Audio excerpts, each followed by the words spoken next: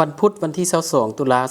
2025อยู่ที่ห้องประชุมห้องการสาธารณสุขเมืองคำแขวงเชียงขวางได้เปิดกองประชุมประสานงานการกาเกียมและจัดตั้งปฏิบัติการให้วัคซีนมะเร็งปากมดลูก HPV ขั้นเมืองระหว่างห้องการสาธารณสุขเมืองและห้องการศึกษาธิการและกีฬาเมืองคำแขวงเชียงขวางขึ้นโดยการเป็นประธานของท่านพก.อินปันวรรณแสงห้องหัวหน้าห้องการสาธารณสุขเมืองมีท่านสง่าบุตรญาห้องหัวหน้าห้องการศึกษาธิการและกีฬาเมืองพนักงานแพทย์หมอและอำนวยการโรงเรียนประถมทั่วเมือง18แห่งเขตปกคลุมของเมืองจำนวนผู้เข้าร่วมทั้งหมด35คนหญิง15คนในพิธีท่านนางทุมมลีดวงดีวิศการศักยากันพญาตหน่วยงานอนามัยส่งเสริมสุขภาพห้องการสาธารณสุขเมืองคณะจัดตั้งพิธีก็ได้เสนอเนื้อในวาระของกองประชุม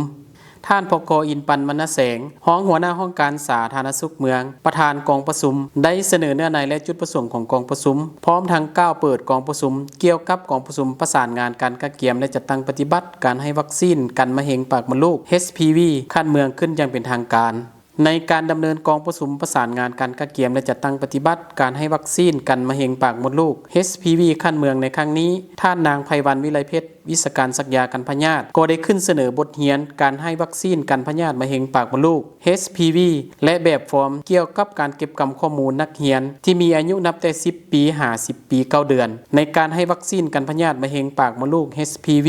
ในกองประชุมนักสัมมนากรก็ได้เปลี่ยนกันขึ้นเสนอปัญหาแลกเปลี่ยนบทเรียนซึ่งกันและกันในหลายปัญหาเกี่ยวกับเวียกงานการให้วัคซีนมะเร็งปากมดลูก HPV และทำความเข้าใจเกี่ยวกับแบบฟอร์มพร้อมกันนั้นท่านสง่าบุตรญาห้องหัวหน้าห้องการศึกษาธิการและกีฬาเมืองก็ได้ให้คำคิดคำเห็นโอลมแนะนำให้กับบรรดาครูอาจารย์นักสัมมนากรที่เข้าร่วมกองประชุมจงได้เอาใจใส่พร้อมกันจัดตั้งปฏิบัติให้สำเร็จผลภายหลังดำเนินกองประชุมมาเป็นเวลา1วันท่านพก.อินปันวรรณแสงห้องหัวหน้าห้องการสาธารณสุขเมืองก็ได้แสดงความขอบอกขอบใจต่อบรรดาท่านผู้อำนวยการโรงเรียนและพนักงานแพทย์หมอที่ได้เข้าร่วมในกองประชุมจงนำเอาบทเรียนที่ได้จากกองประชุมนำไปหมุนไส้และผันขยายให้มีประสิทธิภาพและประสิทธิผลสูงสุด